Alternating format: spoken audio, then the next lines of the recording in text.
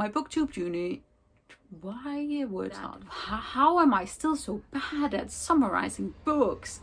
Hello team, my name is Monique. Welcome back to a Christmassy cauldron where we today are going to review my 10 most anticipated releases of 2020.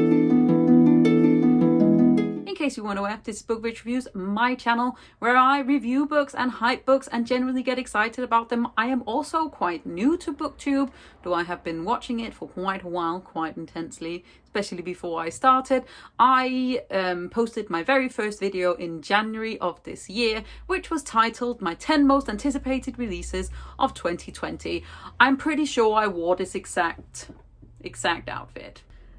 The lighting was also really bad, but I tried my very best, and that's all we can hope for. This is all about moving forward and growing as people. So, in the beginning of January 2020, I posted this video thinking that I knew most of the books that I was most excited about coming out, even though I, through my Bookstagram and Booktube journey, had found out that there were a lot of things that I were missing that I didn't know was missing. Calling myself a book nerd before I started joining the book community felt a little bit like a false advertisement because I did not know what was coming out whatsoever. But I do know now, which means that I spend a lot more money on new releases. The reason why I'm air quoting my 10 most anticipated releases is of course because I monthly run a video called The Hype Train where I talk about 5 new releases of the month that I am very, very excited for. I have been doing that since March. So obviously these 10 books that I spoke about weren't the only books that I was most excited about. But I thought, why not just go through the books that I mentioned in this video, talk about whether or not they met expectations or whether they were more like meh, and then, you know, post that video because that sounds fun and I do what I want. So this was a very long introduction, but let's just run straight through it. So if you followed along on my Booktube journey this year, you may or may not have heard me mention this book. This is Harrow the Ninth by Tamsyn Muir, which is the sequel to Gideon the Ninth. This is a sci-fi space opera necromancer fantasy mindfucking book that I love with my whole heart. I'm pretty sure it's my favorite book of the year. I love it so much. It was first up on my list of anticipated releases and it still holds as one of my most anticipated releases. The third book, Alecto the Ninth, is apparently not coming out till September or 2022. I'm not sure, and it's going to be too long. I'm not okay with it. But anyway, this is the sequel, so I will not speak about this book in particular, but I will speak about Gideon the Ninth, which is the first book. It's a mindfuck, it's fucking weird, the magic makes 0 sense, it's necromancers and skeletons and queer babies and just weird stuff. In the very first book, we meet Gideon, who desperately tries to get off the 9th planet, but who somehow gets roped into helping Harrow try to become a lictor, which is their guards, inner circle, and Gideon gets spoken into becoming Cavalier, which is like a bodyguard to Harrow, and it is like almost a murder mystery in an old abandoned manor. It's almost like Cluedo but with skeletons, and I love it so much. This book lived up to all of my expectations plus more, and I now count Tamsyn Muir as one of my absolute favorite authors of all time. So this book was just everything that I wanted and everything that I feel like is worth dying for. Next up on my anticipated release list, we have Ruthless Guards by Emily A. Duncan, which is the sequel to Wicked Saints. This is a Russian-inspired fantasy, almost new adult in ways, where we follow Nadia, who is a cleric who speaks to guards, and she sort of sets out to try and stop this war between her own country and this blood magic fueled country. Ruthless Guards was a book that I was so very excited for, and I absolutely loved it. It wasn't quite 5 stars in the way that I gave Wicked Saints 5 stars. I believe I gave it 3.5, 4 stars because I felt like there was just something missing. However, it is one of those books that just lives in the back of your head and just mulls over. It also has a monster boy who I love. It has some really great male romance going on. It's also friendship and Slavic folklore and guards, and has a weird fascination with eyes. and I loved it very, very much. I'm very, very excited about the last book coming out, I believe in 2021, and then hopefully that will take it back up to being a 5-star series for me. But at the same time, I feel like I need to read it again because it's also fucking confusing. Next book on my list is a book that I haven't actually read yet because I'm scared of it. And this is The Queen's Bargain by Anne Bishop. Anne Bishop is one of my favourite authors of all time. This is another companion novel to her Black Jewel series. In it, we follow a lot of the same characters that we did in the original trilogy. And it's just like, I have so many of her books and I love them so much. And I actually reread the original trilogy this year, and I am hoping to continue my rereading into 2021, where I will then finally read this book. But I am pretty darn sure that it's going to be a 5-star read for me because all of her books are 5 stars to me.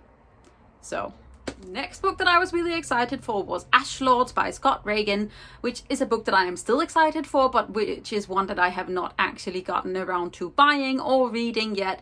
In it is about a sort of, I guess, like phoenix horses and a race of some kind. I read another book that I was equally excited for called Elysium Girls, which I thought was sort of the same like build up. However, that like let me down a little bit, which makes me like scared to read Ashlords. However, I am planning to pick it up in the new year. The next book on my anticipated list was Aurora Burning by Amy Kaufman and Jay Kristoff, which is the sequel to Aurora Rising. As you can see, a lot of these books are sequels because I was not quite aware of how many other books there was for me to be excited about. This is a new adult, young adult sci-fi series where we follow a ragtag team of space cadets as they set out to sort of accidentally save the world. One of them is a young girl called Ori who has been asleep for 1,000 years, and she sort of wakes up to being saved by the like academies, like the Aurora Academy's like rising star. But she also finds out that everyone she knows is dead and her original mission is weird and she may or may not have magic. But this book is the sequel. It's a mindfuckery. It's weird. I enjoyed large aspects of it. It is a very fast-paced read. It is a very funny read. The characters are delightful. However, I did not love it in the same way as Aurora Burning. And I will also say that it is very much a book that sort of appeals, I guess, to a little bit younger audience, where some like new adult and some young adult that I read like applies to me as well, or like appeals to me as an older reader, where this one reads very young in a lot of ways. It is very annoying where you just want them to swear and they say mother custard instead, and I'm like, no. I ended up giving it 3.5, 4 stars. I am very excited about the next book because there are some big twists in this one. And I also just really love these covers. They're so stunning. I can't hack how much I love them. And there are also a few characters in here that I would literally die for, aka Finn. The next book on this list is one that I actually had and then got rid of. It is Star Daughter by Shveta Thakrav, which is a Hindu-inspired magical realism young adult novel where we follow a young girl who is half star, who accidentally burns her father and then has to go to the celestial courts where her mother is to sort of find a cure. I really wasn't crazy about this. I am really sad about it because the mythology and the writing was really beautiful. However, the main character felt very, very young even for a teenage like novel. I felt like it may have been written more towards a younger teenage novel audience, and in the end I ended up giving it 2.5 stars and got rid of the book because it is not one that I will be reading again, even though the cover is literally stunning. The edition I had was also beautiful. But I am also aware of the fact that I was not the intended audience for this book. So the fact that I was not crazy about it does not really matter. But I am very excited about what else this author is going to write. And I'm hoping that some of her future books may or may not be for me. So the next book was the 3rd book in the Davibad series. And that is Empire of Gold by S.A. Chrakbraborty. This is the very much anticipated and acclaimed conclusion to a trilogy that I absolutely adore. These series start with City of Brass, where we meet Neri, who is like a con artist in Cairo. She is an orphan, does not know where she comes from or what she is doing, but what she does daily is to sort of like cheat rich people out of their money by pretending that she knows whether or not they are sick. And at one point she accidentally sings a ancient jinn back to life, and she gets whisked away to Dabbabad, which is the jinn sort of main city, like it seems to be the center of the world, and there is magic and political intrigue and romance and sweeping adventures, and this novel and this series is just absolutely gorgeous and empowering and amazing, and I really want to read the whole series again. I gave this a solid 5 stars. The ending was just everything that I wanted, but then also I'm like, I need more. So the fact that the author is very slowly giving us like snippets of short stories of all the bits of this universe is just wonderful. Second to last is a novel from one of my favorite authors who I never heard here getting talked about, and I'm sad about it because I love her. And this is Lady Hotspur by Tessa Gratton, which is a novel set in the same universe as her Queens of Innis Lear. It is a Shakespeare retelling of a kind, though I'm not entirely sure which play it is meant to be like based upon. Is that the word? I absolutely adored this. In it, we follow 3 different female main characters. We follow Hal, who is the prince to the general who takes over this country at the beginning of the novel. We follow the lost heiress, who now becomes a knight. And then we also follow Lady Hotspur, who is the general. And this book is full of queers, it is full of powerful women, it is all about politics, about knowing your worth, about standing up for what you believe in. It has trans characters and bi characters and female romance, and it is sweeping up in ancient prophecy. It has weird ties to Queens of Innis Lear, which is a book that I cannot stop thinking about. And this book, I love this book with everything in my whole heart. It's a 5-star read and I want more people to read it, but I'm also aware of the fact that this book is weird. I love weird books. It is becoming clearer to me as I read that some of my favorites are the ones that some people are just like, what the fuck was that? And I am like, my baby. And then last but not least, another solid 5-star read from another author that I really want people to take more like notice of, and it is Bonds of Brass by Emily Skutskie. This is a sci-fi space opera with so many wonderful tropes. In it we follow Etienne, who is a young war orphan who has become part of the Umber Empire's military. He is a space cadet, he feels free when flying, and his best friend Gal is like one that he may or may not have a crush on, though he will never admit it. However, he finds out that Gal is the heir to the Umber Empire. The Umber Empire. Don't mix first letters. And he sets out to save his life, even though Gal's parents are the reason why Etienne is an orphan and his entire world has been taken over.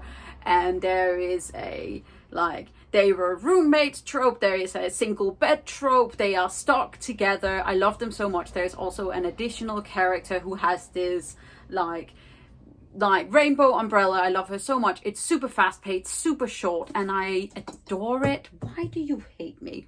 And I cannot wait for the next book to come out. It is soon, I hope. The cover that we currently have is not very pretty compared to this one, but at the same way, it's like so good. So yes, this is a wonderful like portrayal of some much loved releases that I was super excited for at the beginning of the year, and in the end of the year I am absolutely just as excited about them. There were a couple that let down a little bit, but overall most of these books are 5-star reads for me and I love them. So I don't know whether or not this video was an entertaining one, but I enjoy doing it because I get to gush about my favorite babies.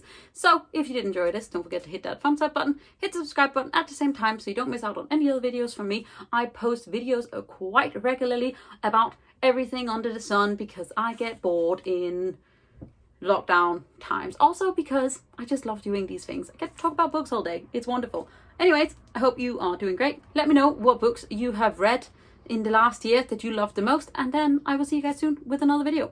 Bye. It's skeletons and broken hearts and spines that are ripped out and lungs that don't function.